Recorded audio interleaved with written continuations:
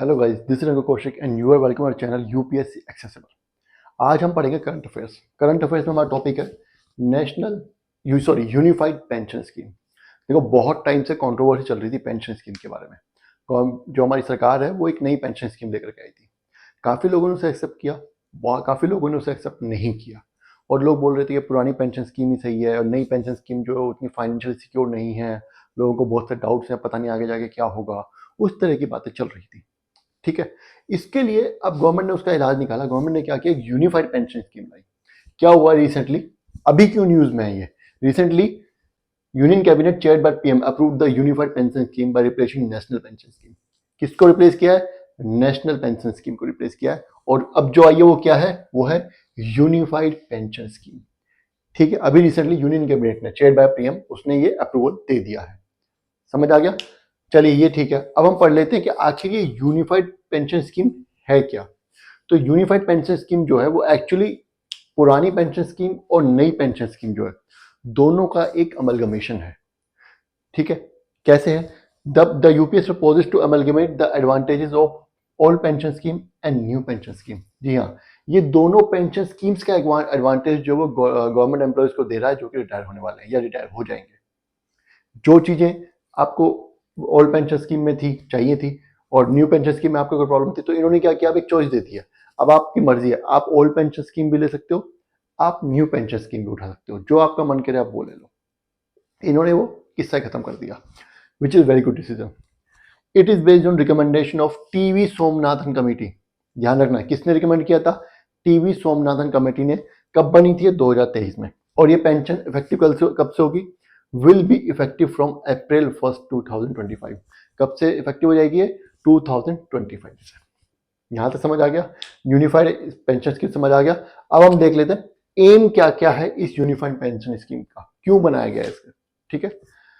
Forward looking approach to retirement planning in India. जो लोग retirement plan कर रहे हैं, ऑब्वियसली बात है, जब आप जॉब करोगे तो आप रिटायरमेंट तो प्लान करोगे ही अपना, तो उनके लिए फॉरवर्ड लुकिंग अप्रोच है।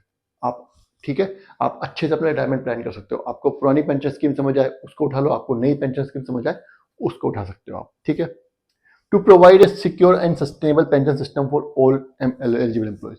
जो भी एलिजिबल एम्प्लॉयज है, अभी एलिजिबिलिटी की भी बात करेंगे आगे, क्या क्या एलिजिबिलिटी है। ठीक है। जो भी एलिजिबल एम्प्लॉयज हैं उनको क्या, एक safe and secure and sustainable pension scheme provide कराने का भी इसका एम है।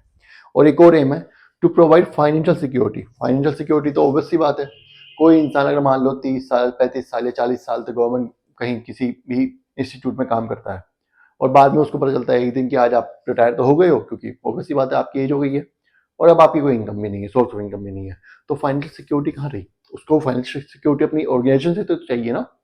तो वो फाइनेंशियल सिक्योरिटी उसको देने के लिए कि आप जब तक आप काम करोगे 60 साल के बाद भी आपको हम फाइनेंशियल सिक्योरिटी दे रहे हैं गवर्नमेंट एम्प्लॉयज को, to government employees while maintaining flexibility and choice. अब ये फ्लेक्सिबिलिटी एंड चॉइस कहां से आई? Again, choice between UPS and NPS. जी हाँ, आप यूनिफाइड पेंशन स्कीम और नेशनल पेंशन स्कीम दोनों में से कोई सी भी एक चुन सकते हो। न्यू पेंशन स्कीम जिसको हम बोलते हैं, उसमें से किसी को भी आप चुन सकते हो, वो आपकी मर्जी है। The option to choose between the UPS and NPS by central government. Central government दोनों में से किसी भी स्कीम को चुनने के लिए, आपको सिलेक्ट करने के लिए आपको ऑप्शन देता है, बशर्ते आप एलिजिबल होने चाहिए।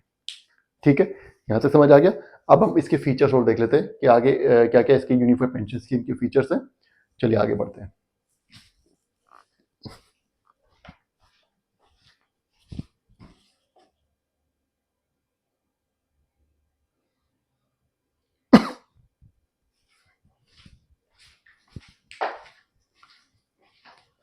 चलिए अब हम देख लेते हैं फीचर्स के बारे में। यूनिफाइड पेंशन स्कीम जो है उसके फीचर्स के बारे में हम पढ़ लेते हैं।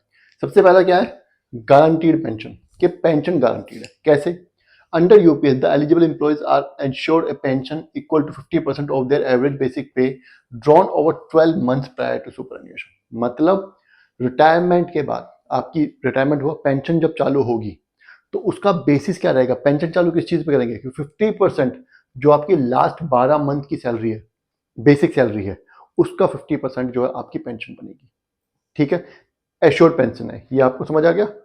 मतलब आपने अगर रिटायरमेंट लिया है जब भी, तो उससे पहले के 12 महीने लास्ट की सैलरी, आपकी बेसिक सैलरी देखी जाएगी कितनी है, और उसका एवरेज का 50% आपकी पेंशन होगी। ये समझ आ गया? आगे कह रहा है ये no qualifying service, minimum qualifying service. अब कितने साल मिनिमम काम करना चाहिए तो पेंशन मिलेगी? क्या कह रहा है ये? Employees with minimum qualifying service of 25 years are eligible. कम से कम 25 साल तक आपको सर्विस करनी पड़ेगी तो ही आप इसके लिए एलिजिबल हो। ठीक है। उसके बाद क्या कह रहा है? In case of an employee's demise, अगर किसी एम्प्लॉय का डिमाइस हो जाता है, मौत हो जाती है, their family will receive an assured pension equal to 60% of the employee's pension before their demise. मतलब अगर किसी इंसान का डिमाइस हो गया, उसकी डेथ हो गई है, और उस टाइम पे उसकी पेंशन जो थी 50,000 थी, तो उसकी डेथ के बाद अब उसकी फैमिली को जो पेंशन मिलेगी वो उसकी पेंशन का 60% होगी। मतलब 60% ऑफ 50,000 हो गया 30,000। तो उसकी फैमिली जो भी नॉमिनेटेड होंगे मेंबर्स, उनको 30,000 रुपये पर हर मंथ मिलेगी। एग्जाम्पल दिया ये। ठीक है। आगे कह रहा है ये assured minimum pension.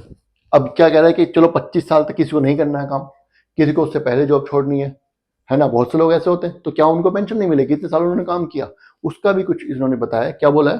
Upon super animation after minimum of 10 years of service. अगर कोई इंसान 10 साल के बाद पेंशन चाहता है तो उसको कितनी 10 साल की जॉब तो आपको करनी पड़ेगी, कम से कम करनी पड़ेगी। उसके बाद क्या होगा?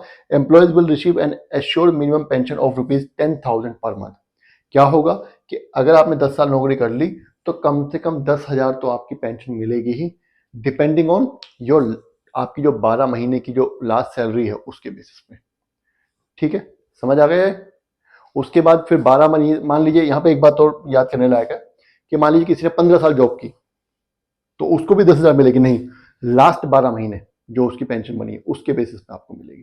ठीक है। आगे कह रहा है इट एंश्योर सेफ्टी, मतलब बीच का प्रोपोर्शन निकाल लेंगे, 10 और 25 साल के बीच में जो प्रोपोर्शन उनका बनेगा उस हिसाब से उसको सैलरी दी जाएगी। It ensure safety net for retirees, जो रिटायर हो रहे हैं उनके लिए सेफ्टी नेट एंश्योर करता है। मतलब कोई इंसान अगर जल्दी रिटायरमेंट चाहता है तो उसको भी तो थोड़ी बहुत सिक्योरिटी, फाइनेंशियल सिक्योरिटी चाहिए ना, तो उसके लिए ये बनाया गया कि हाँ उसको चलो 10,000 रुपये हम मिनिमम पेंशन दे देंगे। ठीक है, यहाँ तक समझ आ गया? चलिए, ये टॉपिक यहीं खत्म होता है, यूनिफाइड पेंशन स्कीम। ठीक है, अगर कुछ समझना है तो कमेंट कर दीजिएगा, मैं दोबारा बता दूंगा। और अगर वीडियो पसंद आई है तो लाइक कीजिएगा और चैनल को सब्सक्राइब कीजिएगा। Thank you.